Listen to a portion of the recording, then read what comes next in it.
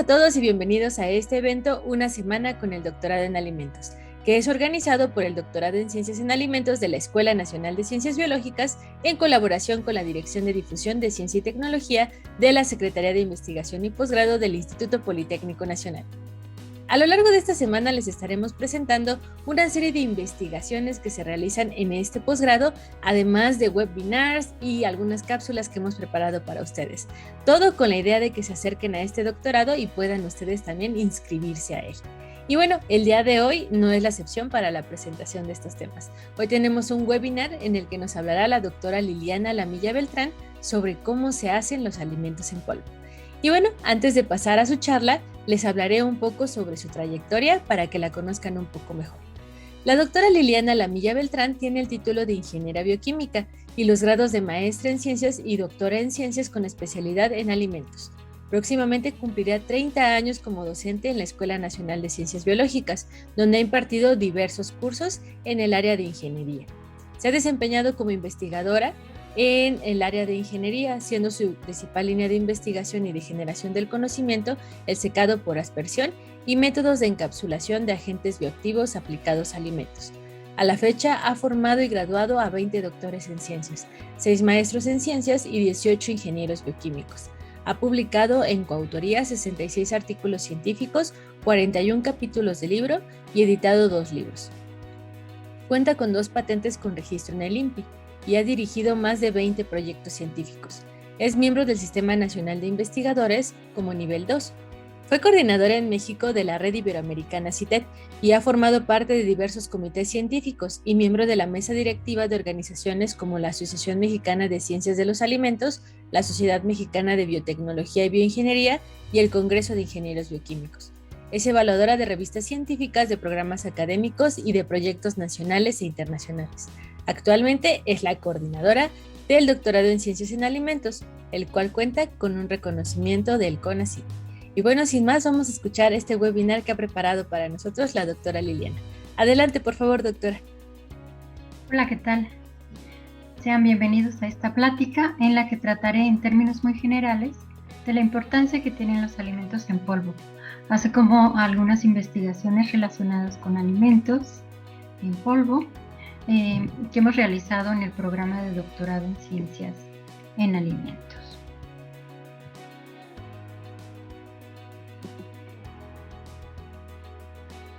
Bien, los alimentos en polvo están siempre presentes en la vida cotidiana, en una gran variedad de aplicaciones, como serían azúcar, sal, café, chocolate, fórmulas lácteas, etcétera. Prácticamente todos estos productos deberán ser rehidratados para su consumo final. Y esta rehidratación la hacemos preferentemente con agua.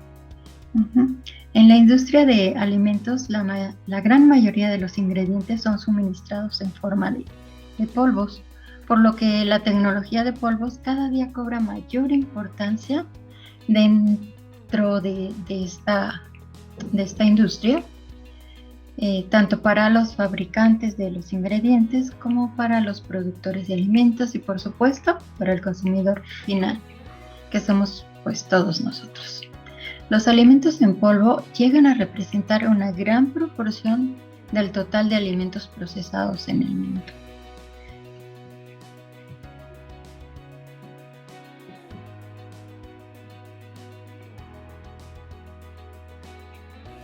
Para entender el mundo de los polvos, empezaremos por definir lo que se conoce como polvo. Un polvo es un sistema formado por partículas diminutas y sueltas. Ahora bien, para la ciencia y tecnología de alimentos, un alimento en polvo es un sistema formado por partículas sólidas secas de tamaño pequeño, por lo que podemos encontrarlos en forma individual, como lo observamos aquí en pantalla del lado izquierdo, o en forma aglomerada. Estas son unas vistas con microscopio, porque pues a simple vista no podemos observarlas, la forma y el tamaño de las partículas. Y bueno, estas se obtienen por molienda, se obtienen por secado. Dentro del secado puede ser secado por aspersión o secado por tambor o también por liofilización. Además de todo esto, los alimentos en polvo son importantes por dos aspectos a considerar. El primero de ellos es que son alimentos naturales, ¿sí? de tipo biológico. Y el segundo es que el consumo final de estos alimentos será hecho por el ser humano. Por el hecho de su origen es necesario buscar alternativas que faciliten y prolonguen la vida útil del ingrediente del alimento. Y esto lo podemos hacer mediante la reducción en el contenido de humedad, en el contenido de agua. De lo contrario, pues el ingrediente se degradará siguiendo su ciclo normal de vida. Por lo tanto, la función principal del tener un alimento en forma de polvo es mantener estable la funcionalidad del ingrediente o alimento hasta que se requiera su utilización final, que generalmente es en algún tipo de formulación líquida. Como les mencionaba, lo usual es que el polvo tenga que rehidratarse para consumirse en forma líquida ya en la etapa final de uso. Los polvos también brindan soluciones tecnológicas, ya que son relativamente fáciles de conservar, de transportar, almacenar y procesar. Hay varias razones para esto, como el bajo peso a granel, la comodidad que se tiene de almacenamiento, de transporte y de uso. También pueden emplearse en diversas aplicaciones. Se conoce que la estabilidad es relativamente alta y que es posible producir grandes cantidades del producto por carga. La mayoría de los polvos tienen un bajo contenido de humedad, por lo que la tasa de degradación se reduce, conservando la estabilidad de la calidad de estos por un tiempo prolongado. El volumen y los tipos de producción de polvo aumentan día a día, ya que es la forma más estable del alimento y además, como ya les mencioné, es fácil de usar, de envasar, de distribuir y de manipular. Sin embargo, la degradación entendida como la pérdida de la estabilidad y de la calidad en los alimentos en polvo puede ocurrir con o sin cambio en la apariencia física. Y esto depende de la composición química y del estado físico. Cabe precisar que la degradación de la calidad de los alimentos en polvo implica principalmente deterioro químico y físico. Y en ocasiones van acoplados ambos. En el proceso de fabricación de polvos también ha sido un campo importante de investigación. Todo lo relacionado con la obtención, con el conocimiento, con el diseño de aditivos que nos permitan mejorar el procesamiento de estos polvos, mejorar el comportamiento que estos tienen durante el procesamiento, en especial sobre su comportamiento en planta. Y claro, después cuando los tengamos almacenado para su posterior consumo. Durante el procesamiento de polvos es necesario moverlos y los vamos a mover a través de tuberías, en silos, en tolvas, por lo que el estudio de las propiedades de flujo es muy importante. Para mejorar estas propiedades de flujo existe la posibilidad de incluir y de utilizar aditivos. Muchos de ellos son de origen natural. Entre estos aditivos podemos encontrar los que nos ayudan a estabilizar los alimentos mediante un control de humedad. A estos se les conoce como humectantes y algunos de ellos son azúcar, sal, glicerina, alcoholes, jarabes, ácido láctico, entre otros. Otros aditivos son los antiaglutinantes, que son aditivos que evitan que los polvos y los ingredientes granulados se aglutinen y formen terrones, lo cual es un defecto que debe evitarse. Algunos de ellos son el dióxido de silicio, el carbonato de magnesio, el citrato de amonio, algunos silicatos y almidón generalmente de maíz, entre otros. En el proceso de transformación en el cual están involucrados los diferentes polvos, se requiere la operación de mezclado. Esto para tener un producto lo más homogéneo posible. La mezcla de polvos es una de las operaciones más habituales en las industrias relacionadas con polvos. Esto es especialmente cierto en la industria de procesamiento de alimentos, que se basa en la mezcla para garantizar la producción del material seco. Comúnmente se mezclan una amplia variedad de alimentos en polvo. Y aquí podemos mencionar azúcar, sal, leche en polvo, verduras secas, frutas secas, cereales, sopas en polvo, etcétera. Y se mezclan ya sea en forma individual o en combinaciones, utilizando equipos que son especialmente diseñados para llevar a cabo esta operación de mezclado. La evaluación de la calidad de la mezcla en polvos es también un punto crítico, ya que de esto dependerá asegurar que el polvo mantendrá las concentraciones de componentes con las cuales fue diseñado. Se observan mecanismos de segregación o de separación cuando las partículas en una mezcla se separan, componentes principales de los que van en pequeñas cantidades, por ejemplo. Este problema ocurre principalmente cuando existe diferencia de movilidad de partículas, y esto se debe a los atributos físicos, a la forma física de la partícula, al tamaño de esta, a la distribución de esta, a la densidad.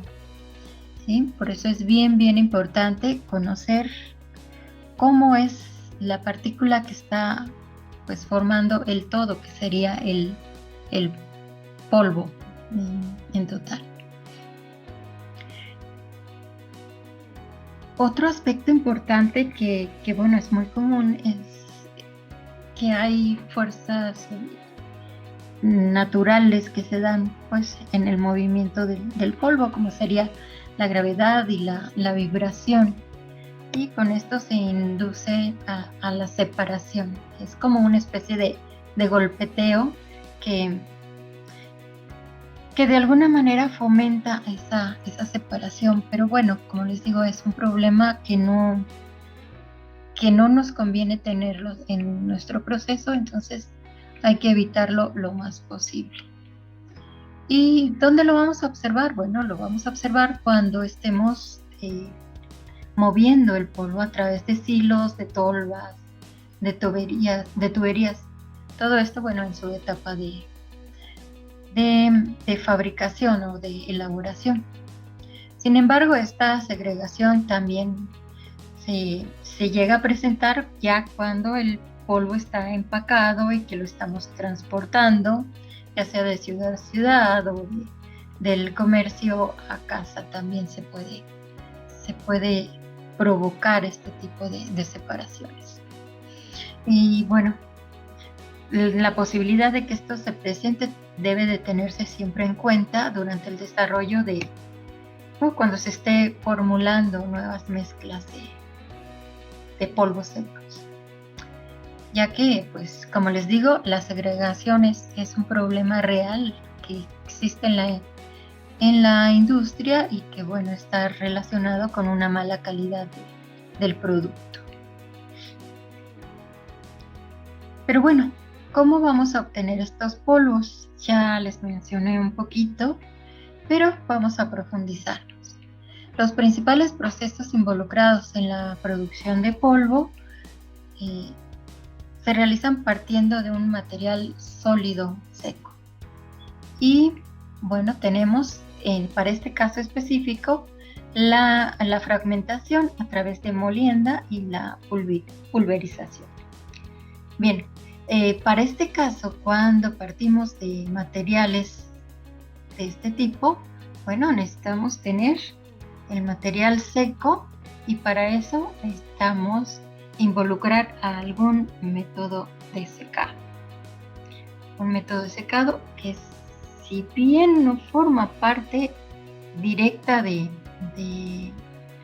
esta etapa de obtención del polvo, sí es importante que este material llegue con un bajo contenido de humedad para que pueda molerse, para que pueda fragmentarse, ¿sí? Otra forma de obtener polvos es a partir de materiales líquidos o pastas ligeras.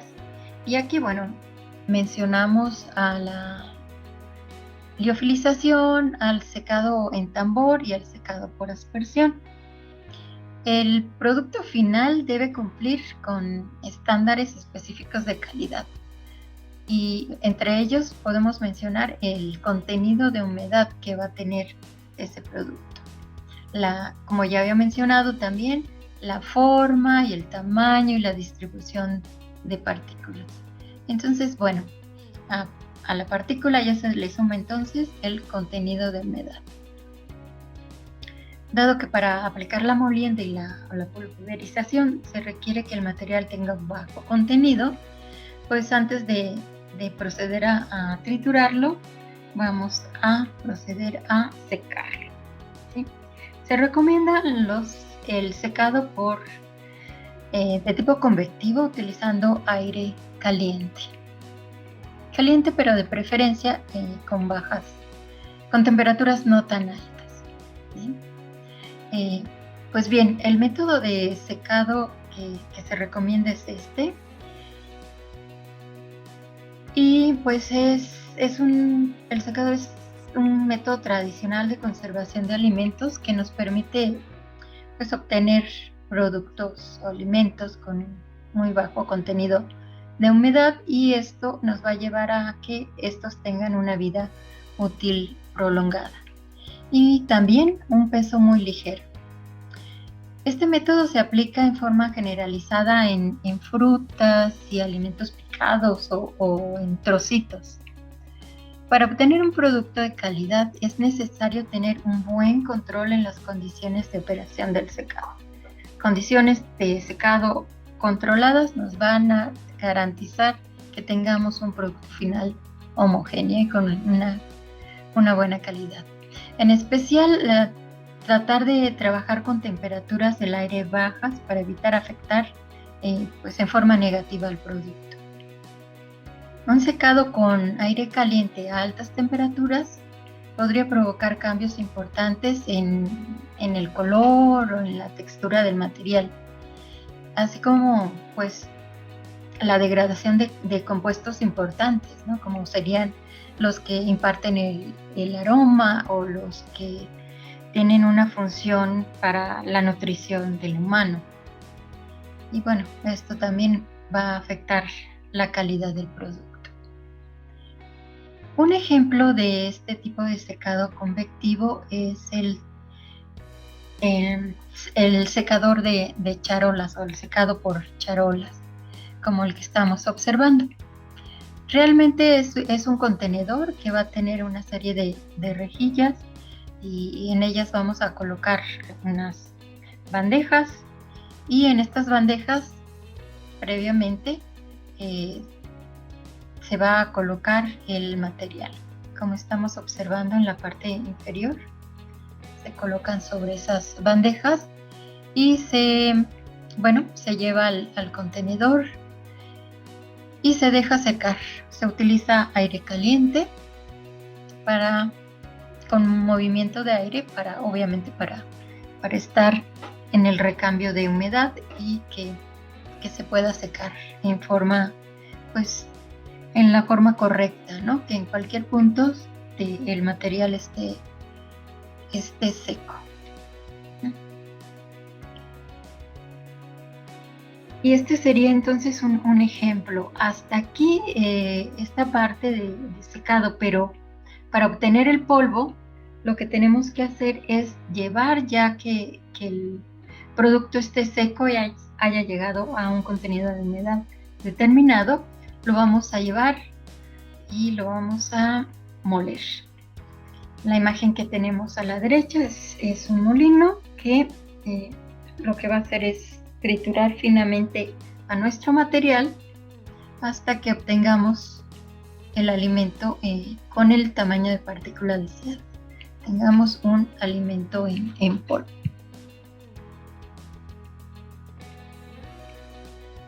Estos son dos ejemplos también de secadores de bandeja o de gabinete, también se les llama, que son de nivel industrial. Aquí podemos observar con mayor detalle cómo están las charolas conteniendo al producto fresco.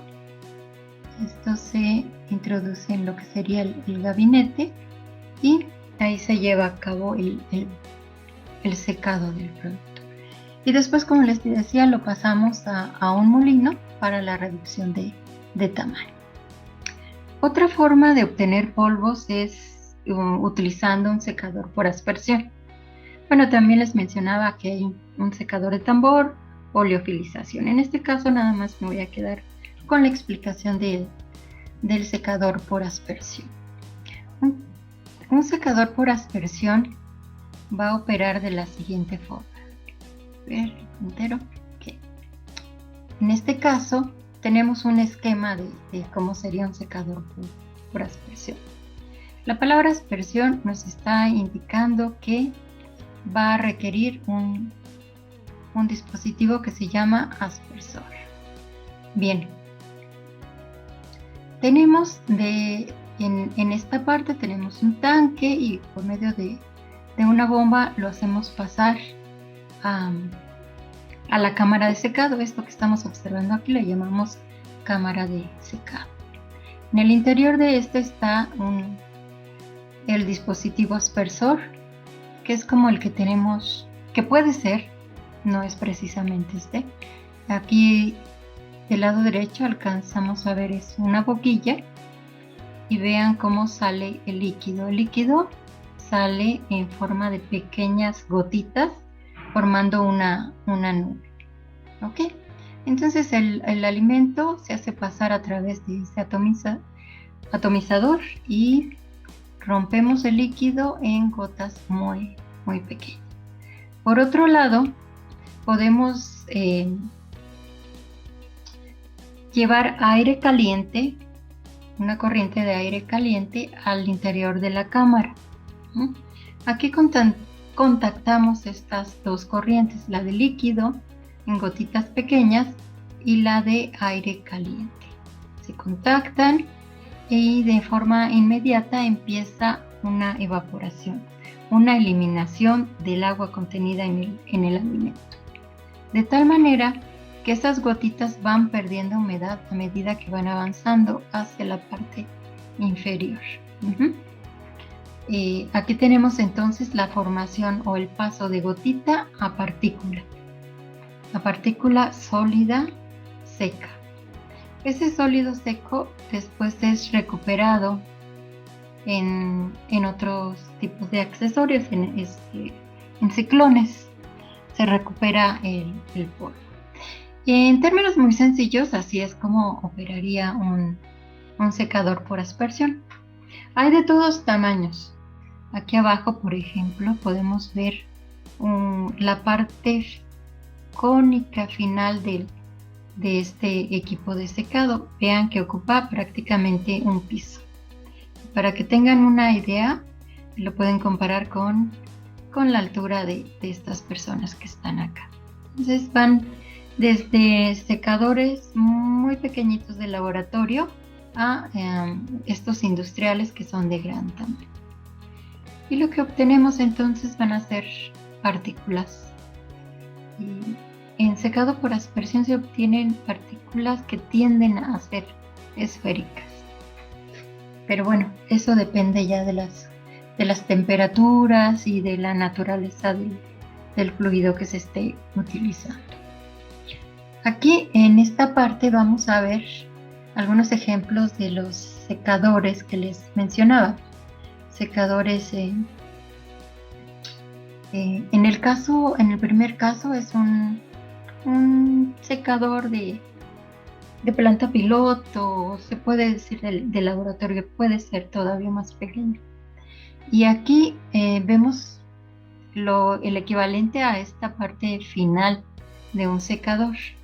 Vean las dimensiones y bueno, podemos suponer que es un secador bastante grande. Automatizado.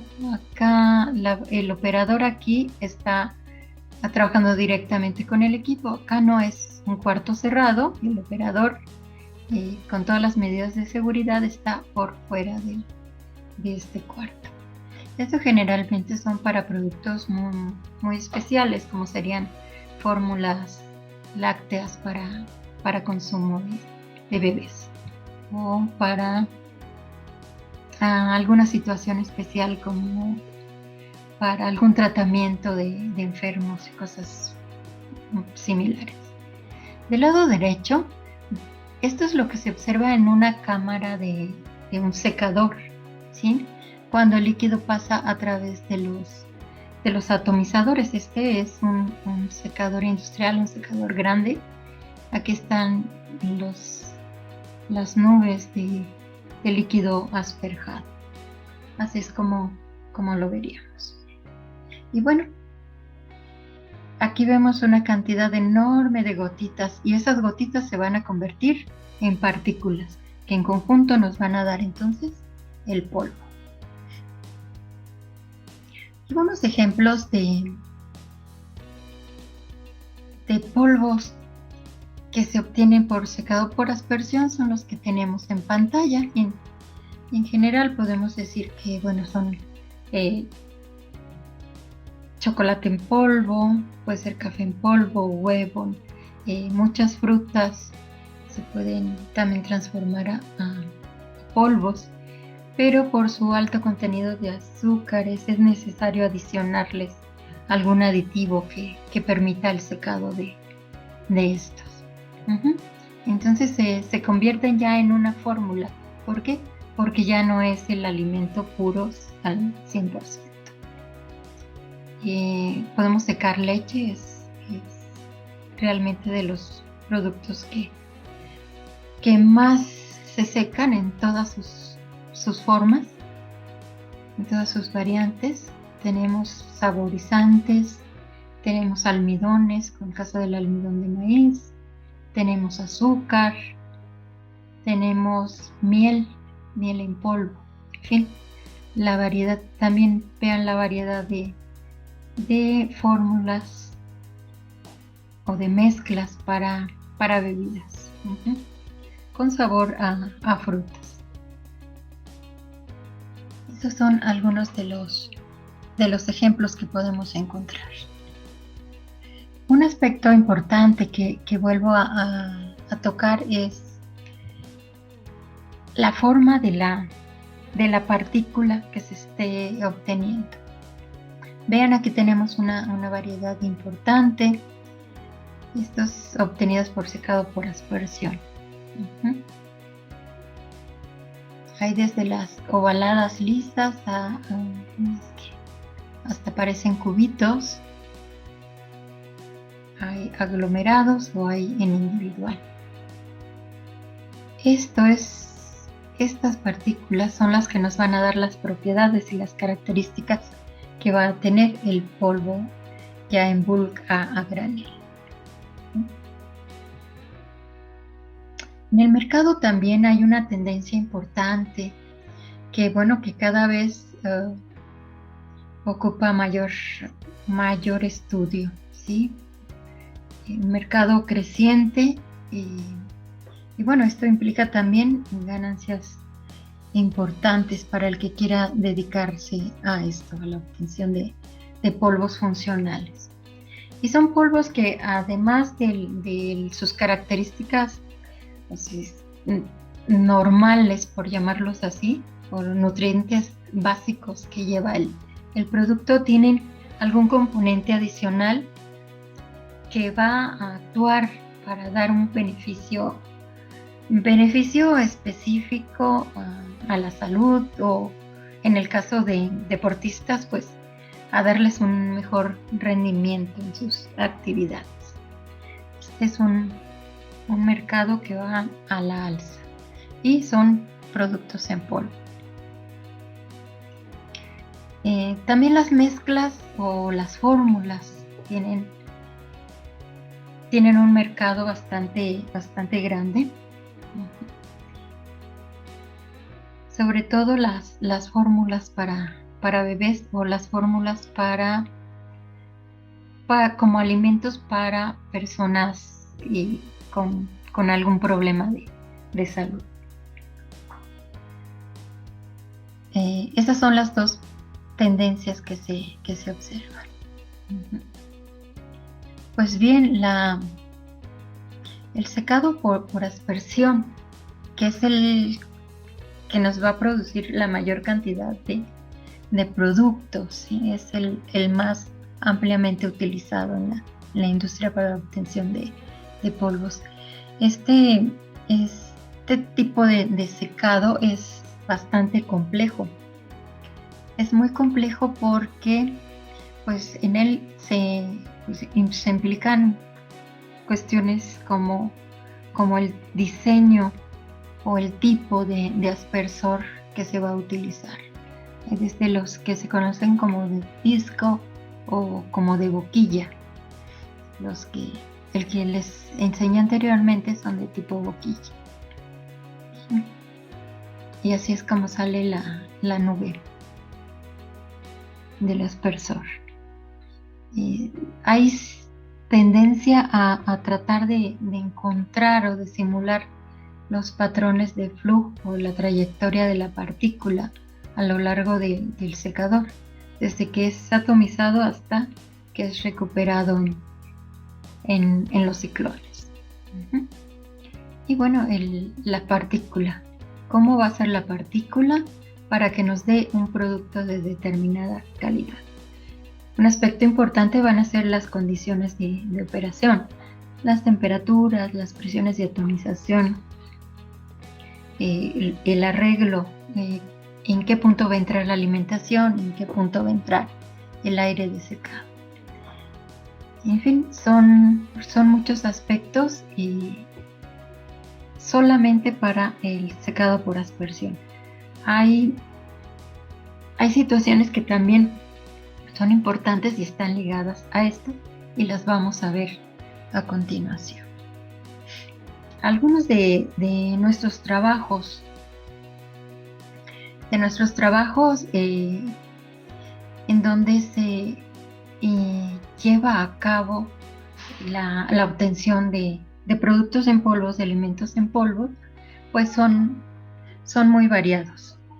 Aquí tenemos desde este caso, que fue el diseño y la construcción de un secador por aspersión de tipo laboratorio. Es un secador pequeño, pero lo que tiene este secador, la ventaja que tiene, es que si logran observar, es posible tomar muestras del interior de la cámara, que eso normalmente no se puede hacer con un secador de tipo comercial.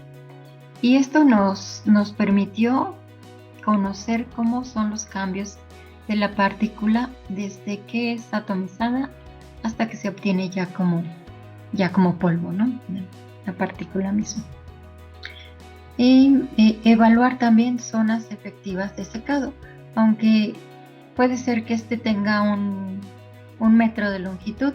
A lo mejor la zona de secado es de 30 centímetros. Y el resto es para fomentar el mezclado en el interior de la misma. Tener estos espacios. Después de tener este secador, pues seguimos trabajando en él. Y en este caso en específico tenemos dos trabajos importantes. El realizado por el ahora doctor Ulises Morales, que él realizó el proyecto modelado de la atomización y flujos de aire por aspersión de fluidos de interés alimentario. Él realizó la simulación utilizando 5 modelos y bueno, encontró que un aspecto importante a considerar en este modelado era la parte por donde tenemos la entrada. Esa parte produce una turbulencia, es decir, un movimiento un tanto cuanto, no sé si llamarle errático, pero bueno, muy turbulento, que complica la adecuada simulación. Lo vuelve muy inestable. Bien, casi al mismo tiempo realizamos otro trabajo que fue el efecto del proceso de microencapsulación sobre los pigmentos de flor de calabaza. Lo realizó Rocío Martínez. Ella encontró las mejores condiciones para procesar este producto, encontrando que las temperaturas de entrada y salida fueron de 170 a 150. Dado el tipo de secador, hay una diferencia de temperaturas de 20 grados, pero el producto se seca en forma satisfactoria. Ella utilizó también goma arábiga para proteger los pigmentos y sí se logró una buena conservación. En este caso podemos decir que se llevó a cabo una encapsulación de los pigmentos. Otro trabajo fue el realizado por Sofía Meraz. Ella realizó un estudio de la humectación de polvos y aglomerados a través de análisis de imagen. Bien, trabajó con maltodextrina haciendo unas tabletitas y haciendo una prueba de humectación. Esto es colocar una gotita de agua sobre la tableta y hacer el monitoreo de cómo se lleva a cabo la humectación de estas tabletas. Cabe mencionar que estas tabletas fueron hechas con prensas, aplicando diferentes fuerzas, ¿no? Y también se elaboraron pastillas o tabletas con diferentes tamaños de partículas. Esta que tenemos aquí son de 150 micras, partículas de 150 micras que se aglomeraron en forma mecánica para formar estas tabletitas. Y se encontró que para cada caso se tenía una huella de humedad, un lente de humedad específico que dependía del grado de compactación que tenían los polvos. En el caso de la doctora Itzel García Luna, ella trabajó con secado por aspersión, evaluando el efecto que tiene sobre las características físico-químicas y reológicas del gel de aloe vera. El objetivo inicial de este trabajo fue tratar de conocer si tenemos el gel, si lo convertimos a polvo y después lo rehidratamos, si este gel rehidratado tendría las mismas características que el gel original. Pues bien, se llegó a la conclusión de que sí hay un cambio en la estructura, sí hay un cambio en las propiedades y el gel final o el gel después de la rehidratación fue un gel suave que sí, no se comparaba, no era similar al original. Entre otras cosas encontramos esto. Bien, Andrea Guadarrama, ella hizo la evaluación de la capacidad antioxidante de extractos y encapsulados de Capsicum annum sometidos a procesos térmicos. Es decir, un extracto de chile utilizando aceite, un aceite de maíz. Tiene un extracto tipo oleoso. Lo llevamos a encapsular y analizamos las diferentes cápsulas. En este caso, lo que estoy presentando es la estabilidad de las partículas.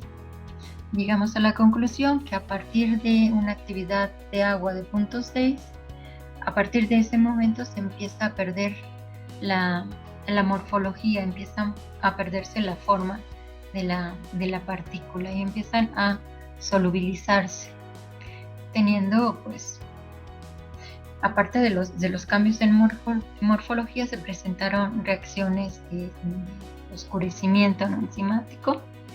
Y bueno, esto tiene influencia sobre altas velocidades de degradación. Esto es porque se solubiliza y empieza a liberarse el pigmento. Y en consecuencia, bueno, se va degradando, dado su contacto con el oxígeno, con la luz, etc. En el caso de la doctora Miriam Favela, ella estudió la aplicación de un extracto de agave, de Angustifolia jau. Esto como un posible uso, un uso adicional a este tipo de agaves que no son tan utilizados. No son tan comercializados como el agave azul o el tequilano. Bien, el estudio de ella fue el estudio físico-químico y termodinámico del extracto de agave Angustifolia jau para su aplicación como material pared. Y encontró la máxima estabilidad a las condiciones de 25 grados, actividad de agua de 0.23, un contenido de humedad bajo que fue de 4 kilogramos de agua por 100 kilogramos de sólido seco. Y bueno, también a la temperatura de 35 y de 40 también se tiene una muy buena estabilidad. Por lo tanto, se concluye que sí se puede utilizar este extracto como material pared para la encapsulación en este caso fue el caso específico, fue una oleoresina de cápsula.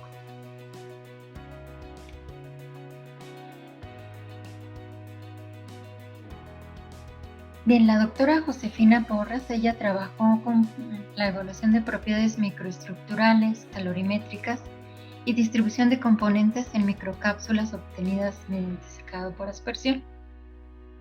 Ella encontró que la incorporación de aislados proteicos de soya reducen la cohesión y fricción entre partículas que componen el cúmulo de polvo e incrementa la fluidez de los materiales pared al mezclarse con maltodextrina o con goma arábiga. Los aislados proteicos de soya incrementan el tiempo de disolución y humectación en las formulaciones binarias y ternarias.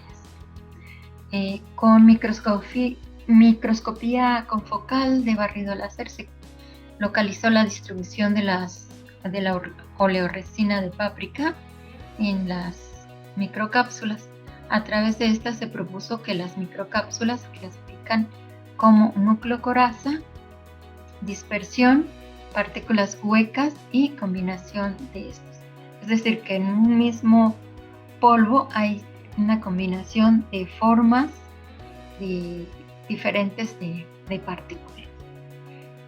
En el caso de este trabajo también, bueno, se utilizaron varias técnicas de microscopía y se logró identificar cómo se distribuyen algunos de los componentes de la fórmula original, cómo se distribuyen en la superficie de la cápsula, lo cual, bueno, pues nos aporta mucho al conocimiento en cuanto a cómo se va formando este material sólido. El doctor Jaime Jiménez estudió el efecto del sistema de aspersión para el desarrollo de matrices funcionales estructuradas mediante secado por aspersión.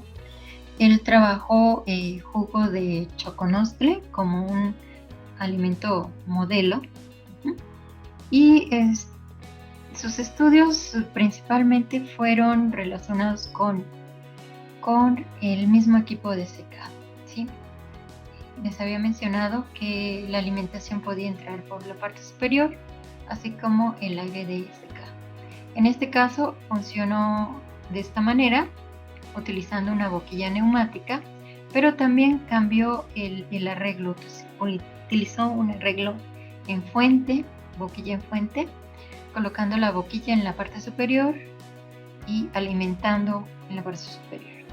Y en la parte inferior la entrada de aire, de tal manera que el aire ascendía y luego desciende, formando así lo que se conoce como fuente, arreglo en fuente. Entonces tenía el primer arreglo, que se le conoce como cocorriente o paralelo, y el segundo en fuente. También utilizó un atomizador de tipo disco, ¿sí? Y realizó comparaciones.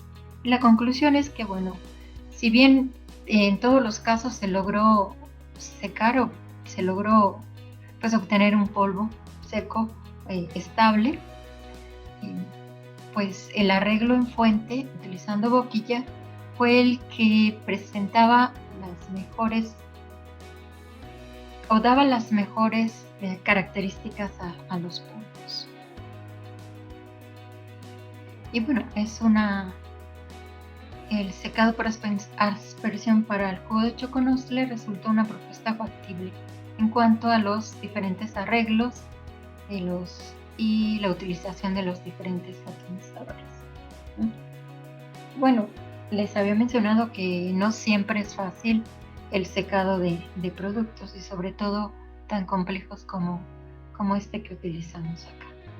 En este caso, pues sí se logró secar en forma satisfactoria.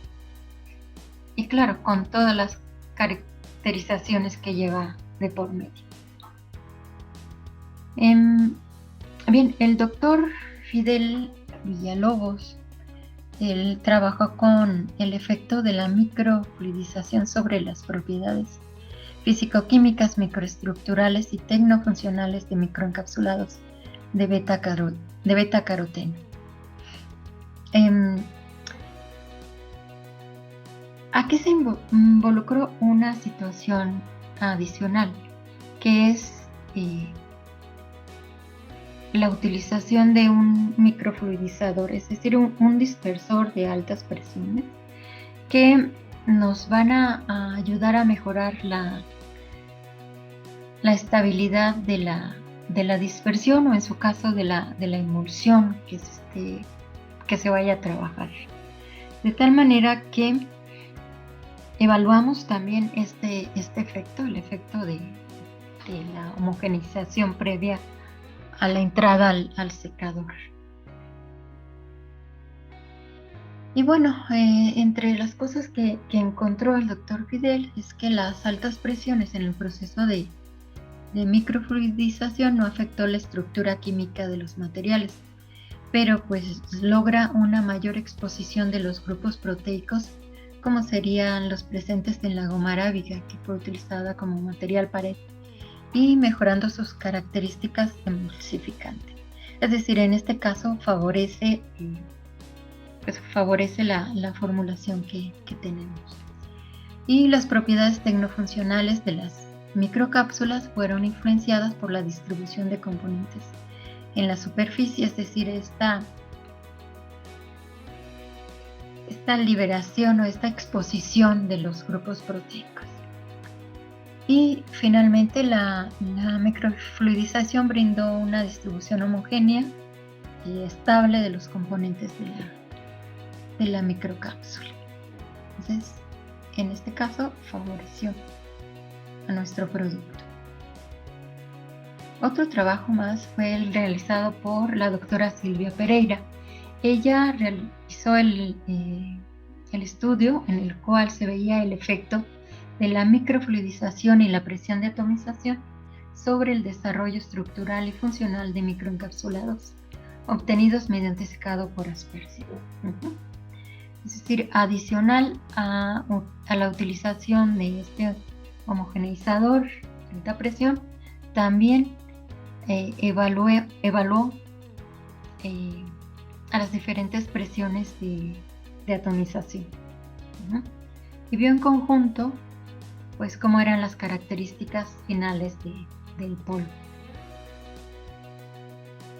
Ella utilizó, encapsuló más bien aceite de semilla de chía, y como material pared también utilizó un aislado proteico de soya, encontrando que a las altas presiones de homogenización pues le generaron emulsiones estables, y el método de homogeneización empleado durante la formación de las emulsiones y de la presión de atomización aplicadas durante el secado por aspersión generaron diferencias en la microestructura de las partículas. Las propiedades de las micropartículas difieren en función al tipo de homogenización que se esté utilizando. Un menor cambio en estas en función a la presión de atomización, la variación de las presiones de atomización prácticamente no tuvieron mucho efecto. El mayor efecto fue el tipo de homogeneizador utilizado. La ingeniera Paola Vaca, ella trabajó en el diseño y elaboración de una bebida proteica en polvo adicionada con jugo de zanahoria y miel de abeja. Bien, es una mezcla bastante compleja, porque la idea de formular este alimento es para llevarlos a situaciones en las cuales se tenga algún caso de desastre natural, inundaciones, ciclones, en fin, este tipo de sismos, ¿no? Este tipo de eventos naturales en los que pues muchas poblaciones quedan aisladas. Entonces, una manera de llevarles alimento sería a través de un alimento en polvo. Sabemos que bueno, cada vez es más fácil llevar agua, llevar las plantas potabilizadoras. Entonces, bueno, de alguna manera tendrían la posibilidad de tener agua. Entonces, esto serviría para rehidratar el polvo y consumirlo en forma líquida, un alimento que tiene un contenido alto de proteínas, es también hipercalórico, que bueno, en estas condiciones se necesitan más calorías, y